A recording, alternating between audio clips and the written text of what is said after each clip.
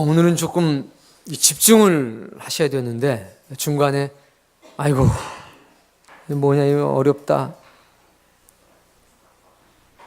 그런 분이 혹시 있더라도 염려하지 마시고 잘 들으면 문제가 없을 거다라고 생각을 합니다. 왜 그러냐면 이제 숫자가 자꾸 나와가지고 몇 년도 걱정하지 마시고 보시기 바랍니다.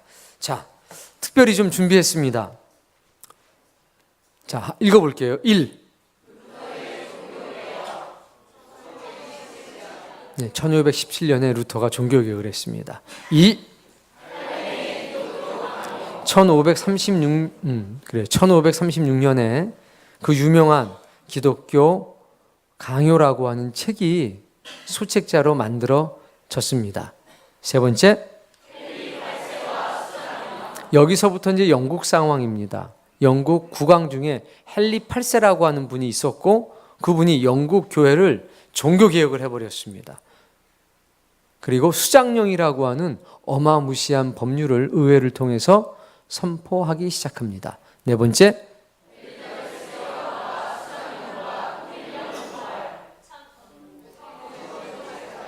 네, 그 유명한 엘리자베스 1세 여왕입니다. 지금은요, 뭐 몇 세인지 상관없죠. 똑같은 엘리자베스인데 1세 초대 엘리자베스 여왕입니다. 참 대단한 분이시죠. 네. 다섯 번째,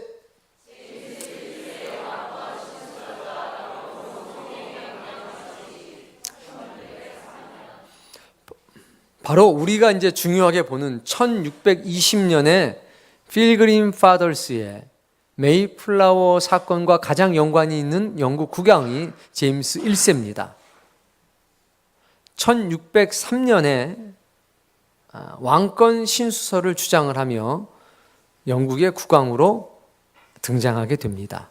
오늘 추수감사절의 배경이 되는 메이플라워 그 출발의 시기에 영국 국왕을 하고 계셨던 분이 누구? 제임스 1세입니다. 네, 그리고 이 모든 기록들이 여러분의 머릿속에서 빨리 사라지길 바랍니다. 자, 루터의 종교개혁이 1517년에 있었습니다. 자, 이분의 심정을 가장 잘 대변하는 그림이 있습니다. 이 그림은 독일 바르트 브루크 성이라고 하는 성에 잘 보관되어 있는 것을 제가 몇 년 전에 가서 찍어왔습니다. 보십시다. 좀 늦게 나와서 그렇지 반드시 나옵니다. 이분이 누구냐? 마르틴 루터입니다. 루터가 손가락으로 무엇을 가리키고 있죠? 성경입니다. 여기서부터는 영안이 필요합니다. 보이십니까? 예수 그리스도입니다. 십자가가 아니라 예수 그리스도가 지금 매달려 있는 겁니다. 그리고 예수님의 옆구리로부터 피가 흐르고 있습니다. 보이십니까? 대단한 영안입니다. 잘 안 보이시는 분은 고개를 돌려서 뒤를 보면 선명하게 보입니다. 그게 지금 어디로 흐르고 있느냐? 성경으로 흐르고 있습니다. 이것이 루터의 마음을, 루터의 주장을 가장 강력하게 보여주는 그림 중에 하나입니다. 봐라, 성경은 예수 그리스도의 피로 쓰여진 진리이다. 성경 속에는 오직 예수 그리스도의 보혈이 흐르고 있다. 이것만이 우리의 구원이고 생명이다. 라는 것을 가장 잘 보여주는 그림입니다. 당시 로마 가톨릭 교회는 부패해서 면죄부를 파는 등 폐단이 심했습니다.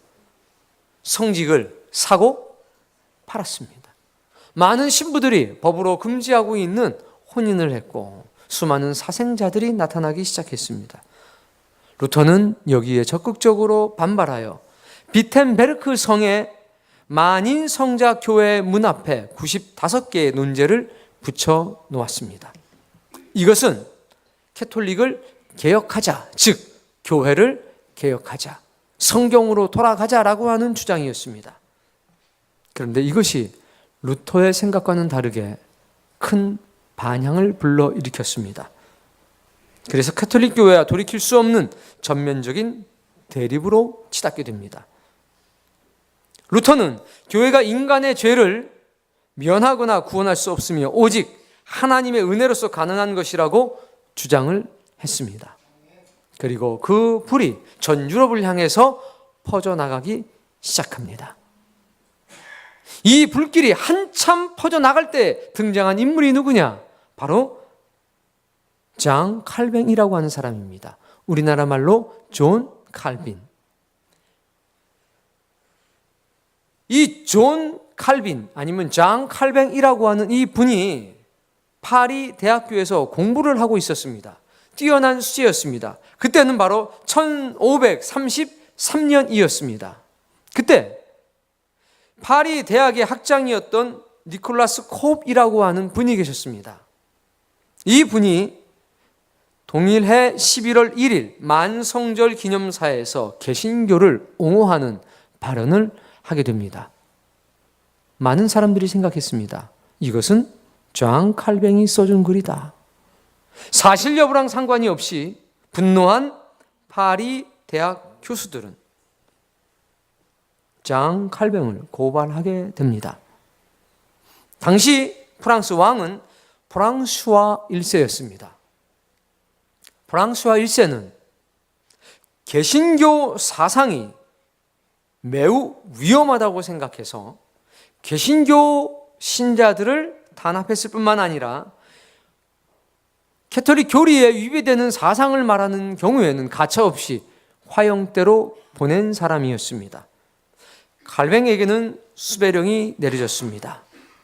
어느 날 밤 칼뱅은 도망을 쳐야 됐습니다. 어떻게 도망을 쳤느냐? 기숙사에서 침대볼을 묶어서 창문에 내려놓고 그 침대볼을 잡고 내려온 뒤로 도망을 치게 됩니다. 소위 말하는 야반 도주였습니다. 피신 생활하는 중에 개신교 사상이 결코 위험한 것이 아니라는 것을 프랑스와 1세 왕에게 편지, 그러니까 소책자를 써서 보내게 됩니다. 그것이 바로 기독교 강요였습니다. 기독교 변증서인 것입니다. 이 책이 프랑스와 1세의 마음을 돌릴 것이라고 칼뱅은 확신하고 있었습니다만 왕은 이것을 펼쳐보지도 않았습니다. 여기에서 역사가 나타납니다. 이 소책자가 인쇄되기 시작하고 모든 유럽으로 퍼져나가기 시작합니다. 활활 불타오르고 있었던 종교개혁에 교리적인 무장, 사상적인 무장을 하게 돼서 온 유럽이 뜨겁게 불타오르게 하는 결정적인 계기를 마련하게 됩니다. 자, 제가 거의 2시간 이상을 헤맨 끝에 발견한 곳이 있어서 여러분에게 소개해 주려고 합니다. 혹 여러분 가시게 되면 헤맬 일이 없이 보게 될 겁니다.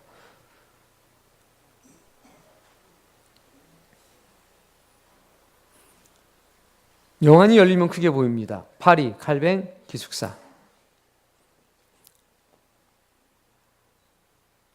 바로 여기서 내려온 겁니다.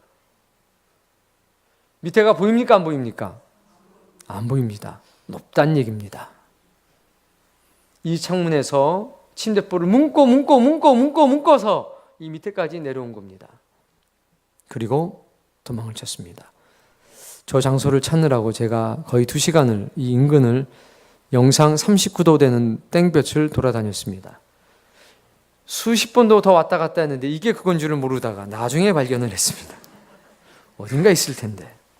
여러분 묻지 마십시오. 저에겐 굉장히 심각한 상황이었습니다. 저기 유명한 인물들이 저 기숙사와 저 코너로 돌아가 있는 학교에 다 모여 있었습니다. 인류 역사상 많은 기독교인들을 죽였던 장본인도 저 학교에서 공부를 했고, 캐톨릭을 반대해서 종교 개혁을 일으켰던 수많은 위대한 인물들도 동시에 저 학교에서 공부를 했습니다. 전혀 다른 사상 가진 그 사람들이 같은 학교에서 나왔습니다. 그리고 유명한 인물 명단에 딱 하니 붙어 있습니다. 같은 장소에. 역사의 아이러니가 아닐 수 없습니다. 드디어 이렇게 해서 전 유럽에 성령의 불꽃이 퍼져나가기 시작했습니다. 드디어 헨리 8세의 사건이 등장합니다. 헨리 8세는 왕이 된 후에 형의 미망인이었던 왕비 캐서린과 결혼을 하게 됩니다. 어떻게 이런 일이 있을 수 있는가? 합법적이지 않았기 때문에 이 캐서린과 형과의 결혼은 무효라고 주장하는 친정 식구들이 있었습니다. 그것이 정치적인 이유였겠죠. 그래서 헨리 8세는 형의 미망인 캐서린과 결혼을 하게 됩니다. 그러나 8년이 지나도록 아들이 없었습니다. 헨리 8세는 유명한 바람둥이였습니다. 그것을 핑계로 해서 왕비의 시녀였던 앤 볼린과 결혼을 하기로 결심을 합니다. 교황에게 왕비 캐서린과의 이혼을 요청합니다. 그러나 교리적인 이유와 정치적인 이유 때문에 거절당합니다. 화가 났습니다. 이혼을 허락하지 않는다고? 그는 종교개혁령풍을 이용해서 영국 교회를 종교개혁하기로 결심을 합니다. 무엇을 위해서? 자신의 재혼을 위해서, 왕비와 이혼하기 위해서. 그래서 만들어진 것이 뭐냐? 영국 국교회입니다. 소위 말하는 성공회라는 것입니다. 캐톨릭 교회로부터의 독립을 선포해 버립니다. 그리고 자신의 입맛에 맞는 사람을 종교 지도자로 세웁니다. 그리고 일사천리로 이혼과 재혼을 결행해 버립니다. 바로 그 1531년 그 역사가 있었고, 동시에 영국 의회를 통해서 수장령이라고 하는 법률을 공포하게 됩니다. 법률로 정한 겁니다. 내용을 따라해 보겠습니다. 국왕이 영국 국교회의 유일한 최고의 수장이라고 규정한 법률. 교회의 주인은 영국 국왕이다. 이것을 의회 법률로 딱 제정한 겁니다. 그러니까 국왕이 뭐든지 마음대로 할 수 있다는 겁니다. 그게 바로 수장령이었습니다. 종교개혁이라고 하는 아주 좋은 일이 일어났는데, 그것이 하나님의 영광이나 성경의 진리와 상관이 없이 한 사람의 이익을 위하여 시작되었고, 교회가 한 사람의 이익을 위하여 존재하기 시작하는 영적 암흑기가 영국에 도래하기 시작합니다. 네 번째는 엘리자베스 여왕이 등장하게 됩니다. 근데 그 가운데 어떤 사건이 있었냐면, 에드워드 6세와 메리라고 하는 여왕이 등장하게 됩니다. 에드워드 6세는 개신교주의였습니다. 그래서 칼뱅주의에 경향을 띠고 교회를 개혁하고 갱신해 나가기 시작합니다. 그러나 메리라고 하는 여왕은 아니었습니다. 캐톨릭주의자였습니다. 원래 있던 모든 것 무효, 캐톨릭으로 다시 돌아가. 이게 메리 여왕의 주장이었습니다. 그의 별명은 나중에 블러드 메리가 됩니다. 왜? 수많은 개신교 사람들을 죽였기 때문입니다. 유명한 유럽의 회랑에 가면 블러드 메리라고 하는 많은 그림이 있습니다. 개신교의 피를 흘리게 한 장본입니다. 그 뒤에 등장한 사람이 누구냐? 바로 엘리자베스 여왕이었습니다. 1558년의 사건입니다. 자, 엘리자베스 여왕이 되자마자 수장령을 부활시킵니다. 그리고 통일령도 부활시킵니다. 그리고 절대 왕정을 강화하기 시작합니다. 영국 의회를 통해서 통일령이라고 하는 예배 통일법을 통과시키고 영국 국교회가 중심 세력으로 뿌리 내릴 수 있도록 했습니다. 자, 수장령 뭐였습니까? 영국 국교회의 최고. 수장은 왕이다. 그리고 통일령, 즉 예배 통일법은 무엇이냐? 영국 국교회의 주일 예배에 참석하지 않는다면 지금 돈으로 17,000원 정도의 벌금을 물렸습니다. 그리고 모든 예배는 통일돼야 된다. 영국 국교회가 아닌 것은 예배가 아니다. 불법적인 예배를 하는 경우에는 금고형과 더 많은 벌금을 부과했었습니다. 오직 교회는 하나뿐인 겁니다. 어떤 교회? 영국 국교회. 어떤 교회인데요? 영국 국왕을 최고의 수장으로 인정하는 교회만 교회고 나머지는 교회가 아닌 것이었습니다. 그래서 국교회 예배에 참석하지 않는다면 벌금을 내게 했고, 불법적인 집회, 즉 개신교 예배를 드리게 되면 더 많은 금고형과 더 많은 벌금을 부과했었습니다.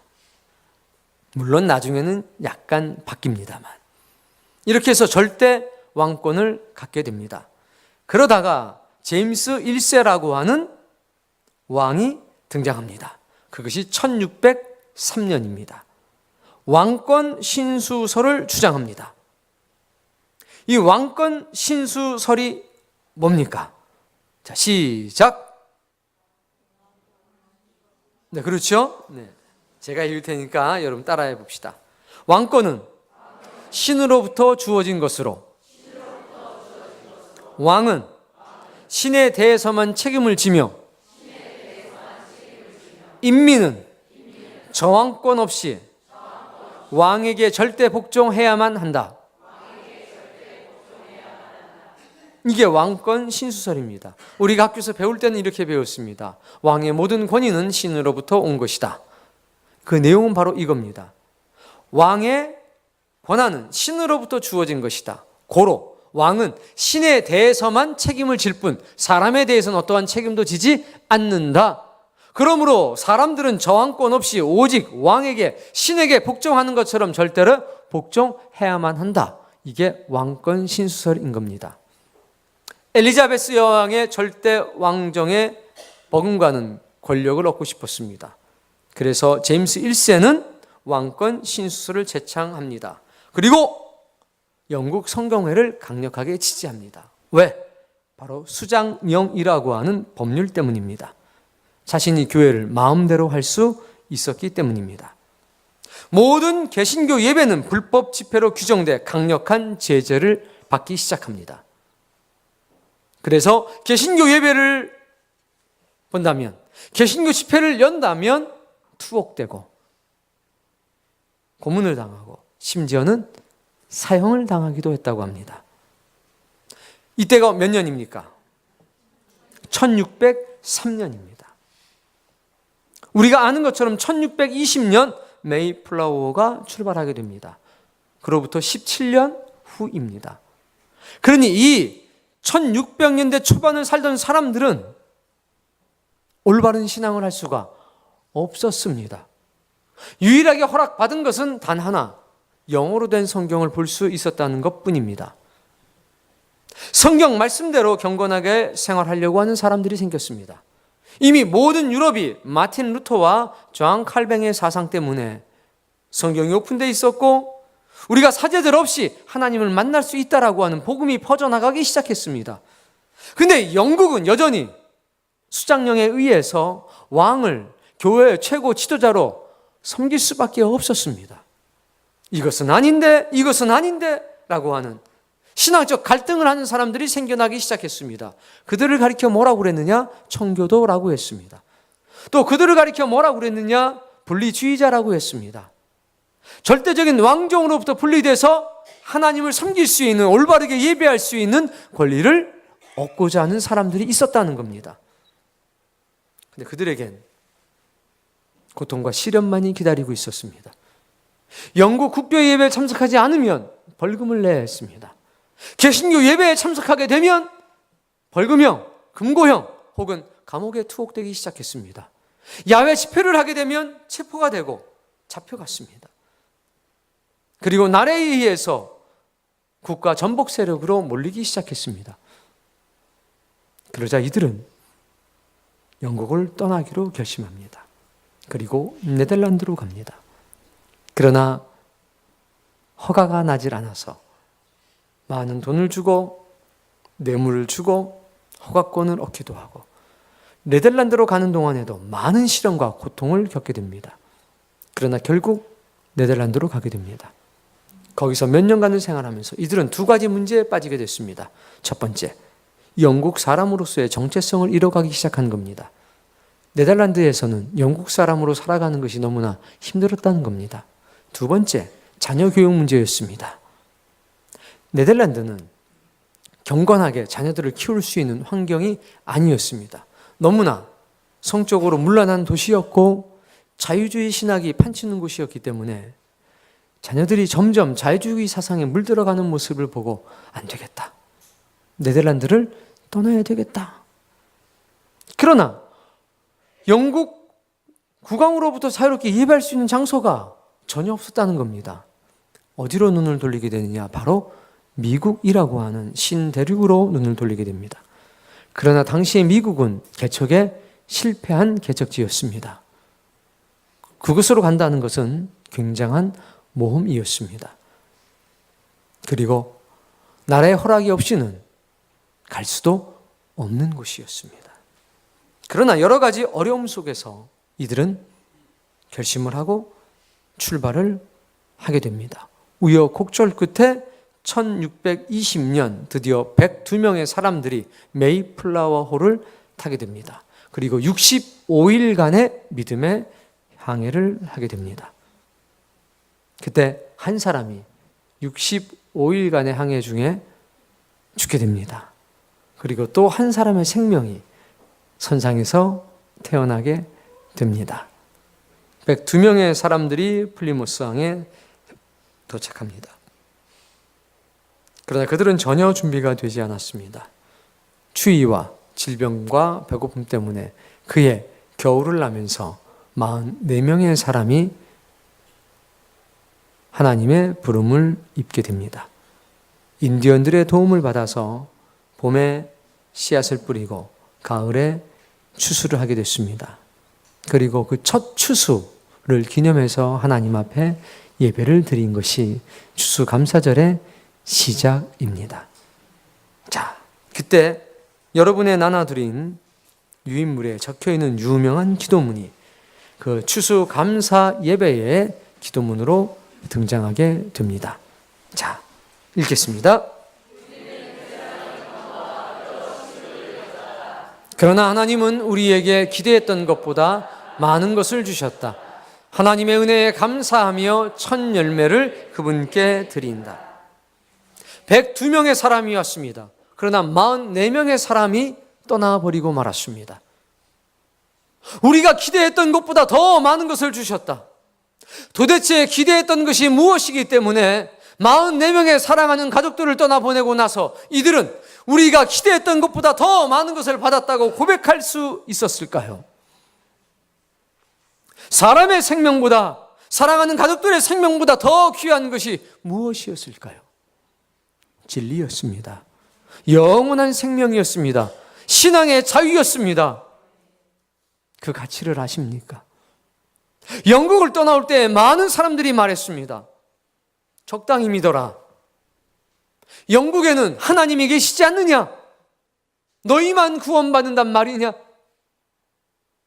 영국 교회도 하나님이 계시지 않느냐? 유난 좀 그만 떨어라. 왜 사서 고생이냐?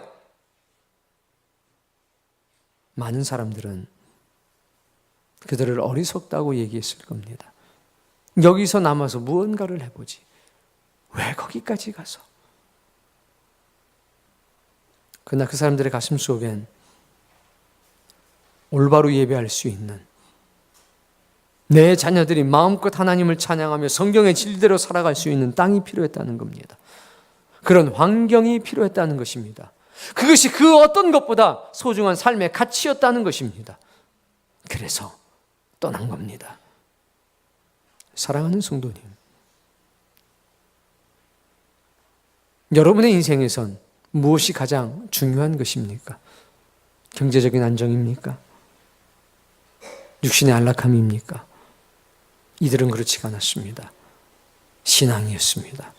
하나님의 뜻대로 살아가는 것, 그것이 인생의 1순위였습니다. 여러분에게도 그런 올바른 신앙관이 있기를 바랍니다. 많은 사람들은 이렇게 얘기할 겁니다. 유난 떨지 말라고, 적당히 믿으라고. 근데 믿음이라고 하는 속성 자체가 적당이라고 하는 말이 없습니다. 믿음 자체는 온전히 헌신된 이라는 의미가 있지 않습니까? 열심히 있는 믿음이 문제가 아니라 잘못된 믿음이 문제인 겁니다. 불완전한 믿음이 문제인 겁니다. 온전한 믿음은 문제가 될 것이 없습니다. 지나친 열심이 문제가 아닙니다. 올바르지 못한 열심이 문제인 것입니다. 그것을 구별할 수 있는 분별력이 있기를 바랍니다. 오늘 본문도 동일한 역사적인 배경을 가지고 있습니다. 다윗 왕과 솔로몬의 시대를 지나고 나서 통일 왕국이었던 이스라엘이 둘로 쪼개지게 됩니다. 마치 우리나라처럼 남과 북으로 갈리게 됩니다. 그래서 유대 지역이라고 하는 지역은 유다와 베냐민 지파가 거주하게 되고 나머지 모든 지역에 이스라엘의 10지파가 살고 있었습니다. 10지파와 2지파가 나뉘게 됩니다. 르호보암이라고 하는 이 왕은 솔로몬의 아들이었습니다. 유다 지파 출신이었습니다. 왜 갈라지게 되느냐? 세금 문제 때문에 갈라지게 됩니다. 북쪽의 10개 지파가 세겜에서 르호보암을 만납니다. 그때 이렇게 요청합니다. 다윗 왕을 섬긴 것처럼 솔로몬 왕을 섬긴 것처럼 당신을 섬기겠습니다. 그러나 한 가지 부탁이 있습니다. 세금 좀 감해 주십시오. 좀 적게 낼 수 있도록 하십시오. 충성을 다하겠습니다. 르호보암이 3일 뒤에 답을 주겠다고 말합니다. 그리고 와서 이렇게 얘기합니다. 전에보다 더 많은 세금을 걷겠노라. 그러자 이 10개의 지파가 독립을 선언해 버리는 겁니다. 그리고 민족의 지도자로 여로보암이라고 하는 사람을 세웁니다. 우리는 여로보암을 중심으로 새로운 민족을, 새로운 나라를 만들겠다라고 독립을 선포해 버립니다. 무슨 문제 때문에 갈라서게 된 겁니까? 한마디로 말하면 돈 때문입니다. 돈 문제 때문에 갈라서게 된 겁니다. 그리고 여로보암, 누구요? 유다의 왕은 르호보암. 헷갈리죠?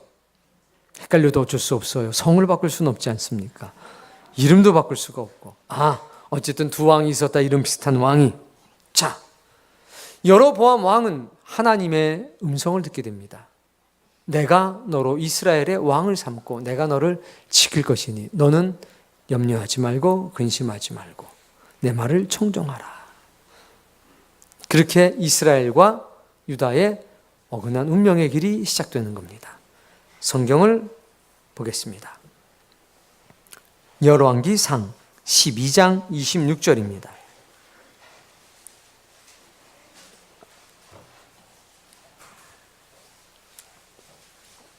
열왕기상 12장 26절. 이제 북쪽은 여로보암이 통치를 하고 남쪽은 르호보암이 통치를 하고 있습니다. 그런데 26절 말씀 있습니다.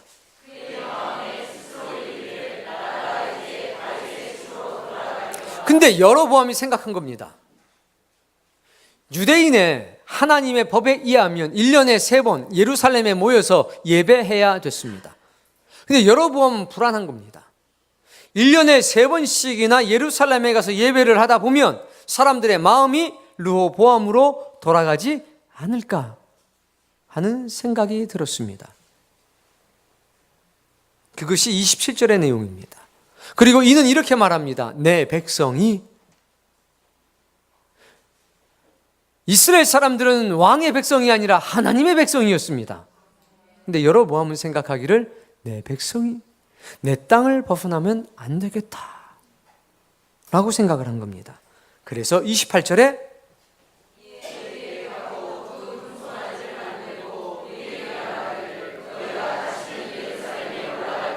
이스라엘아 이는 너희를 애굽 땅에서 인도하여 올린 너희의 신들이라. 하나는 베델에 하나는 단에 두었습니다. 하나님은 염려하지 말라고 그랬습니다. 그들이 예배드리러 예루살렘에 가도 걱정할 것이 없다고 그랬습니다. 그것이 나의 섭리고 나의 계획이라고 했습니다. 하나님은 한 민족의 두 나라를 통해서 그들의 무너진 신앙을 바로 세우기를 원하셨던 것입니다. 그런데 여로보암은 자신의 이익을 위해서 하나님을 버리기 시작합니다. 그리고 우상 숭배의 길로 접어들기 시작합니다. 예루살렘으로 가지 못하게 합니다. 참된 예배를 드릴 수 없게 합니다. 자신의 이익을 위해서 새로운 교회를 하나 세운 겁니다. 베델과 다네. 그리고 눈에 보이는 예루살렘과 차별된 예배를 만들기 시작하는 겁니다. 예루살렘의 하나님은 보이지 않았습니다. 그러나 단과 베델에 있는 하나님은 눈에 보이는 하나님입니다. 누굽니까? 금송아지입니다. 출애굽 때 등장한 게 바로 이 금송아지 아닙니까? 그러자 사람들의 마음이 글로 쏠립니다. 30절.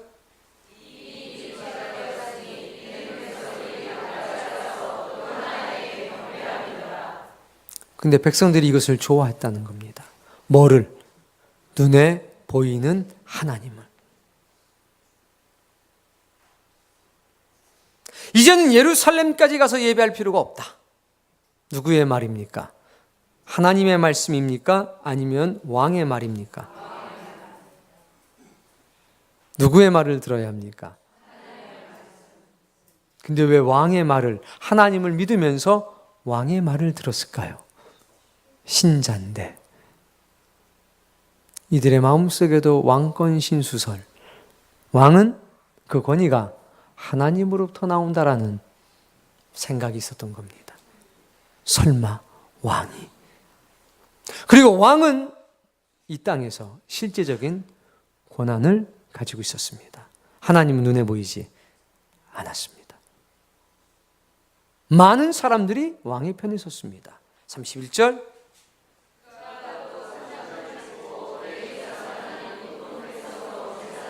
심지어는 레위 사람이 아닌 사람들을 제사장으로 세웁니다.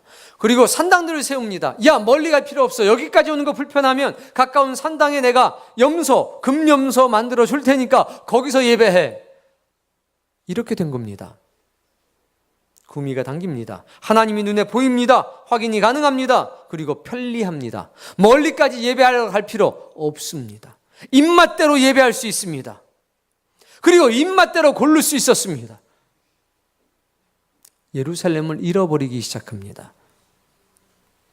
잊어버린 게 아니라 잃어버리기 시작하는 겁니다. 그리고 편리를 따라 예배하기 시작합니다. 사랑하는 성도님, 설마 이렇게 많은 사람이 믿는데 잘못될 일이 있겠어? 혼자서는 용기가 안 나는 일이 둘이, 셋이 죄를 짓는데 담대해지기 시작하는 겁니다. 이게 여로보암이 했던 일이었습니다. 1500년대, 1600년대 영국의 상황과 거의 비슷하지 않습니까? 이들은 하나님을 섬기는 사람들이 아니라 하나님을 이용해서 하나님의 이름으로 자신의 이익을 챙기는 사람들이었습니다. 자신의 이익을 위해서 하나님을 이용하는 사람들이 있었다는 겁니다. 우리 안에는 거룩한 속성과 속된 속성이 있습니다. 거룩한 속성은 하나님을 향합니다.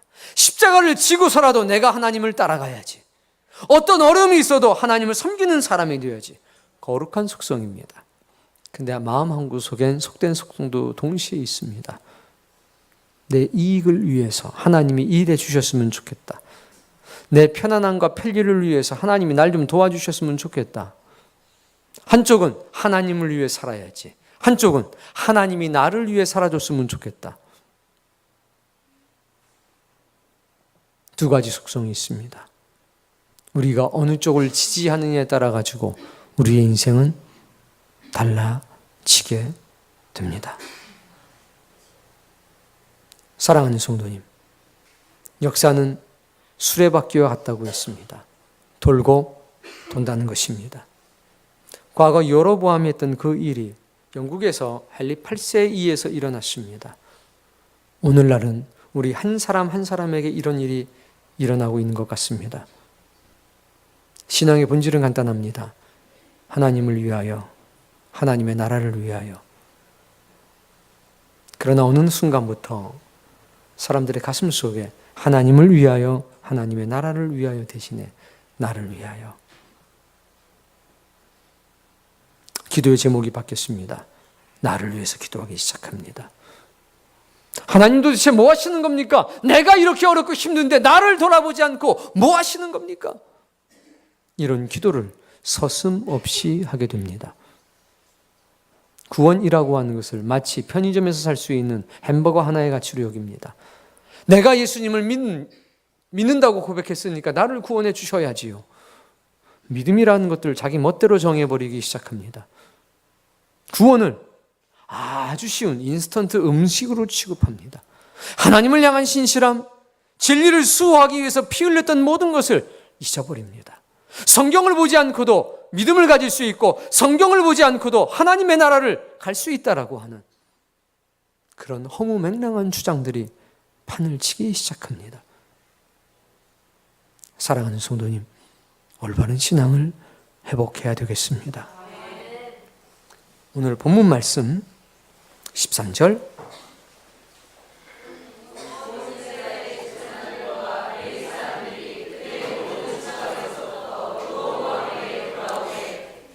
제사장들과 레위 사람들, 이스라엘을 떠나서 예루살렘으로 갔다는 얘기입니다. 14절에 보면 레위 사람들이 자기들의 마을들과 산업을 떠나 유다와 예루살렘에 이르렀다라고 합니다. 하반절에 보니까 여로보암과 그의 아들들이 그들을 해임했다라고 기록되어 있습니다. 여호와께 제사장 직분을 행하지 못하게 했다라고 기록되어 있었습니다.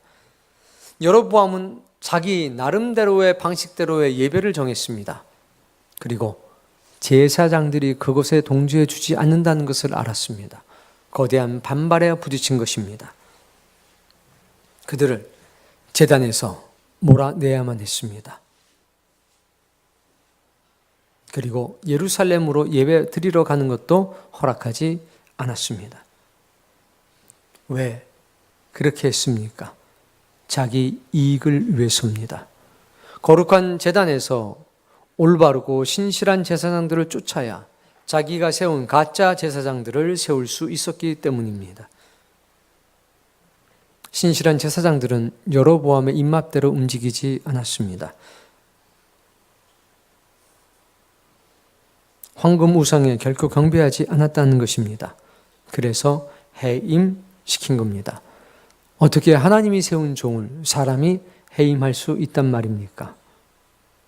그러나 수장령과 같은 잘못된 법이 있다면 가능하다는 얘기입니다. 소위 말하는 합법적으로.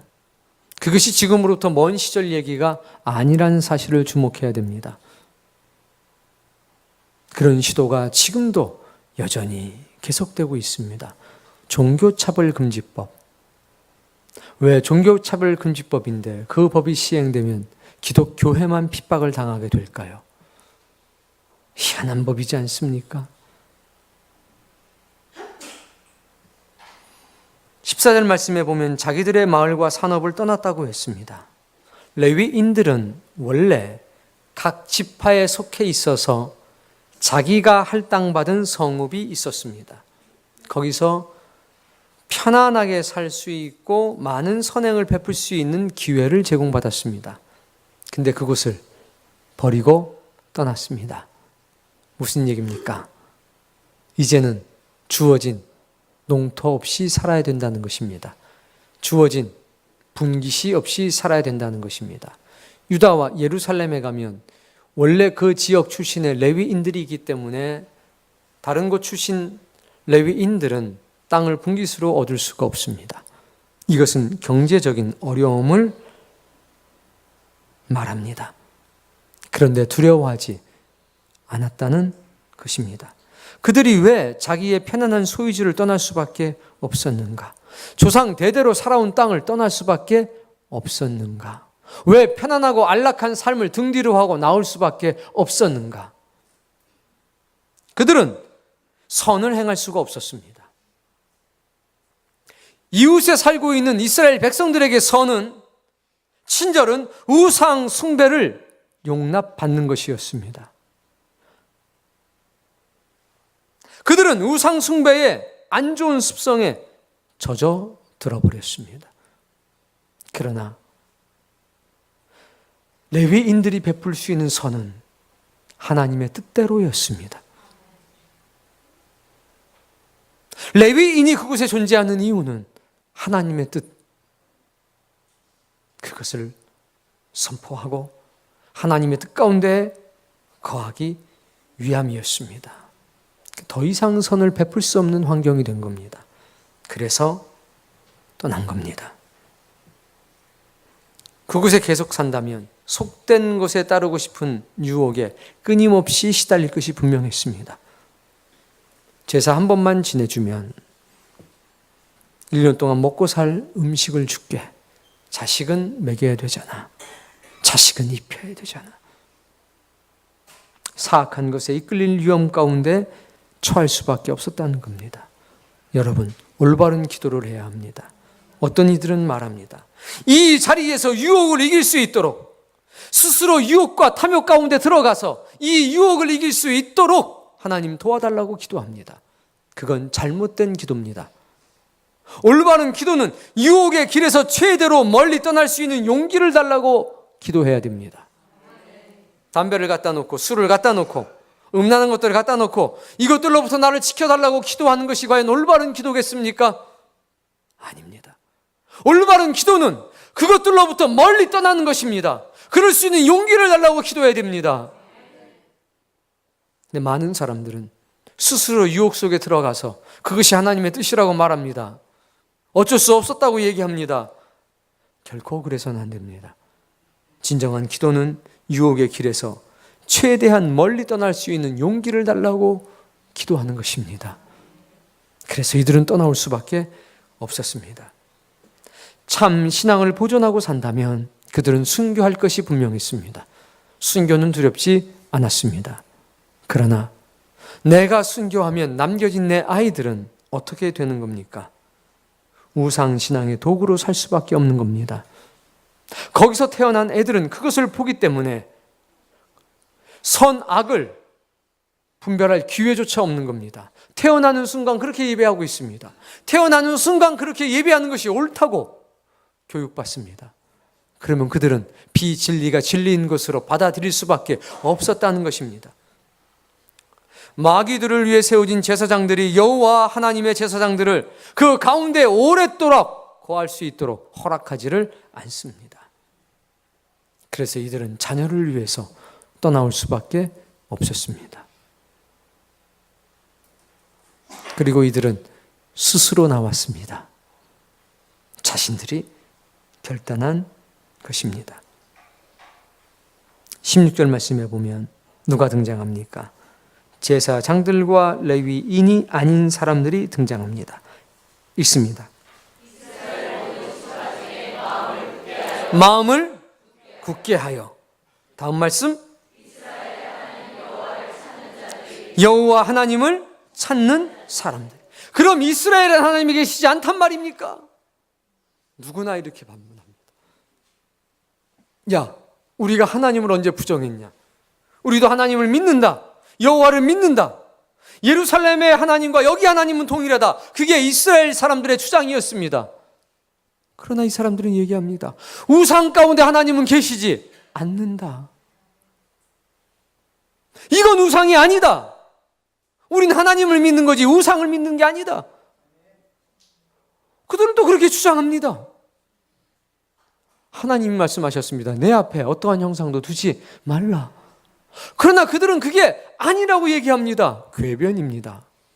자기 합리화입니다. 여기다 붙였다 저기에 붙였다. 자기의 유익을 위해서 하나님의 말씀을 이용하는 사람들이었습니다. 여러분이 마음이 굳은 자가 되기를 바랍니다. 하나님을 찾는 자가 되기를 바랍니다.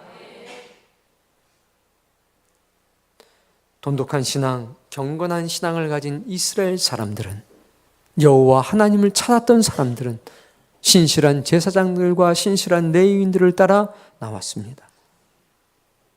여러분, 그들은 원하는 때에 자유롭게 하나님의 제단에 나아가기를 원했습니다. 그들은 비난의 대상이었습니다.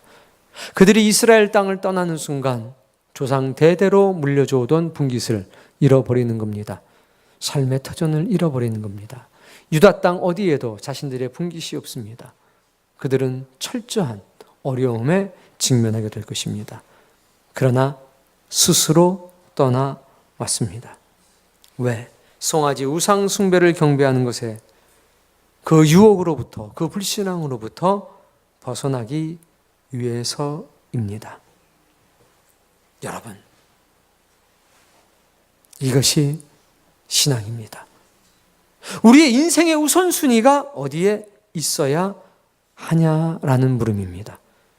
따라해 봅시다. 우리의 영혼에 제일 좋은 것이 우리에게 가장 좋은 것이다.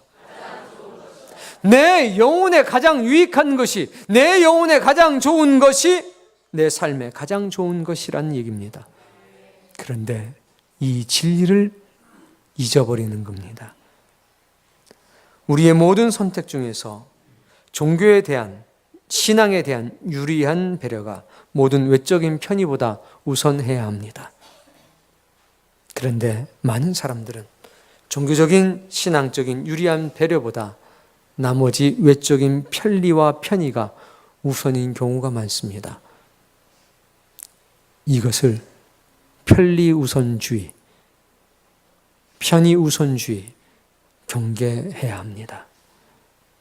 하나님의 신실한 제사장들이 있는 곳에 그의 신실한 백성들도 있어야 합니다. 여로보암이 하나님의 사역자들을 내쫓았습니다. 모든 참 이스라엘인들은 하나님의 종들을 인정하고 옹호해야만 했습니다. 그러나 그들은 외면했습니다. 하나님의 편에 서지 않고 신실한 종의 편에 서지 않고 이 세상에서 실질적인 권한과 권리를 가지고 있는 왕의 편에 섰습니다. 사랑하는 성도님, 여러분은 누구 편에 설 겁니까? 진실한 주의 종의 편에 설 겁니까? 아니면 이 땅의 편리를 쫓아 권력의 편에 설 것입니까? 여호수아를 통해서 하나님은 우리에게 이렇게 말씀하십니다. 너는 네가 사는 동안 레위인들, 곧 쫓겨난 레위인들을 버리지 말라. 법궤가 옮겨가거든 너도 옮겨서 그 법궤를 쫓아가라.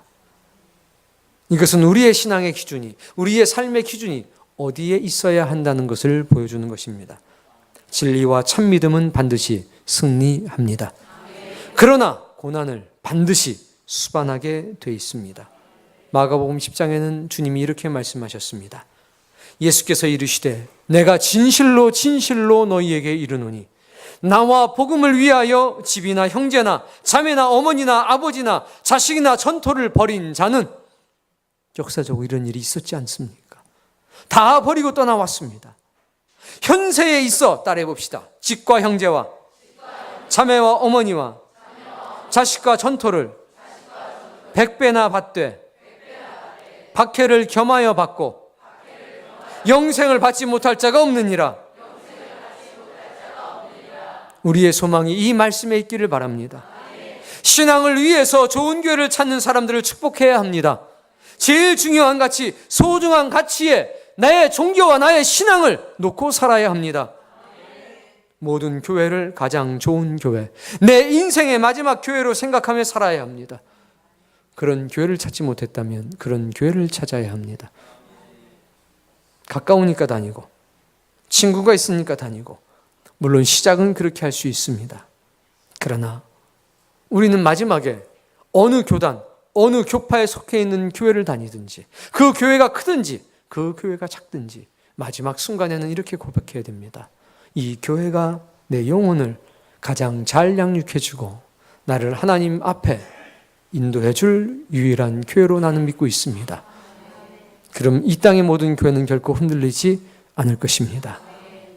사랑하는 성도님, 여러분이 그런 신앙을 갖게 되기를 원합니다. 추수감사주일은 곡물을 추수했기 때문에 감사하는 자리가 아닙니다. 새로운 생명을 얻었기 때문에 감사하는 자리입니다. 이 땅의 것이 아니라 하늘의 생명을 얻었기 때문에 감사하는 자리입니다. 모든 편의와 편리를 등 뒤로 하고 참된 신앙을 찾아왔던 곳, 그것이 추수감사절의 시작이 있던 바로 그곳입니다. 우리의 신앙이 그렇게 되기를 바랍니다. 우리의 인생의 가장 소중한 가치, 그 자리에 우리의 믿음과 신앙이 자리하기를 원합니다. 그리고 세상의 바람이 어떻게 불어오든 우리는 그 속에서 진리의 빛을 발견하고 그 빛을 따라가는 믿음의 위대한 사람들로 승리하시기를 주의 이름으로 축복합니다.